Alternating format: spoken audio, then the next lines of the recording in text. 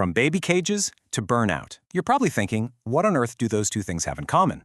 Well, we're about to connect one of the most bizarre inventions in parenting history to the exhaustion so many of us feel today.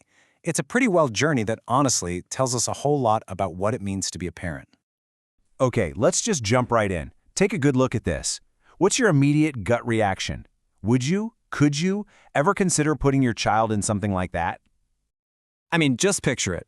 A wire cage hanging out of your apartment window, stories and stories up, with your baby inside.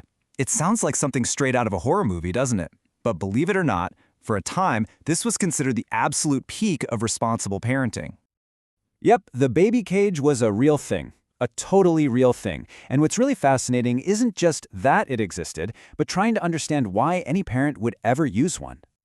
This wasn't some fringe idea from a wacky inventor. In the 1930s, especially in crowded cities like London, these cages were actually distributed by community groups, like the Chelsea Baby Club, to families in high-rise apartments who just didn't have access to a yard or a garden. So what on earth was the logic behind it? Well, it all came down to a concept called airing, and this idea was being pushed by the leading scientific experts of the day. And this is the man who basically started it all, Dr. Luther Holt. His book, which came out in 1894, was a massive bestseller, and in it, he argued that airing your baby was just as crucial as feeding them. He believed it literally purified the blood, improved digestion, and brought that healthy, rosy color to their cheeks. And boy, did this idea take off. By 1906, you've even got Eleanor Roosevelt using a chicken wire version for her daughter. Patents were filed, companies started manufacturing them, and for decades, this was a legitimate trend. It only really started to fade out after the 1950s as our whole modern concept of child safety finally started to take hold. And this quote just brilliantly illustrates the mindset. These parents weren't being negligent. They were diligently following expert advice.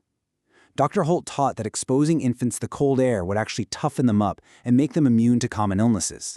They truly believed this was the best way to keep their children healthy. And that's really the point, isn't it? Parents, then and now, are driven by this deep desire to do what's best based on whatever expert advice they're given. But the pressures and the anxieties they face have changed so dramatically, leading us from physical cages to a completely different kind of parental struggle. Today, we don't really worry about airing, but we have a new affliction, parental burnout. Researchers define it as that state of just profound exhaustion that comes from the relentless, chronic stress of raising kids. And here's the crucial part. They consider it a phenomenon that is basically brand new, something unique to our modern era. And this contrast of anxieties is just, wow. 100 years ago, parents were terrified of polio. Today, they're worried about ADHD. They worried about a lack of physical space. We worry about the infinite digital space of social media. And maybe most importantly, where they have limited expert advice, today's parents are just drowning in conflicting information, all while trying to navigate what some sociologists call the cult of the child, this culture where a child's needs are placed above all else. This has all led to what sociologists call the intensification of parenting. It's a culture where the child's needs and development are at the absolute center of family life. This creates just immense pressure on parents to constantly stimulate, educate, and perfect their child's upbringing, a pressure that affects all parents, whether they live with their child or not. So if the stressors are new and they're this intense, what are the new tools and strategies to cope? Well, one of the biggest challenges is, ironically, the technology we hold in our own hands. Our smartphones, while they connect us to the world, can also make us way less present with our own children. That constant distraction can really compromise the quality of our parenting if we're not super careful about it. In response to this, a new field has emerged called mindful parenting. It takes these ancient mindfulness practices and applies them to help modern parents manage stress and just be more present. But, and this is a really important note from the research, many of the popular mindfulness apps you can download haven't actually been proven to work. So, something to keep in mind.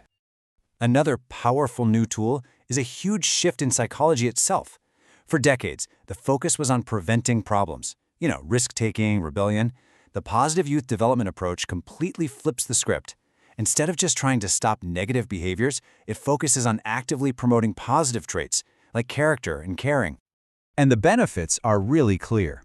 This focus on the positive can actually improve the parent-child relationship, even during those notoriously difficult teen years. It reframes adolescence not as a time of trouble to be survived, but as an opportunity to build real character. Ultimately, all of these tools, past and present, whether it's a cage or an app, are about preparing children for a future that parents can't fully predict. And this reveals a fascinating tension in modern parenting. In our globalized world, parents are trying to balance two different sets of values. They're nurturing individualistic traits like independence and self-expression, while at the same time they're trying to foster collectivistic skills like social competence and a sense of being interconnected. They're preparing their kids to be both strong individuals and responsible global citizens. And that brings us right back to the beginning. From baby cages designed to build physical immunity to mindfulness apps designed to build emotional resilience. The methods and the fears, they evolve. But the fundamental goal of parenting has never, ever changed: to do whatever you can to help your child thrive. So I'll leave you with this final thought to chew on.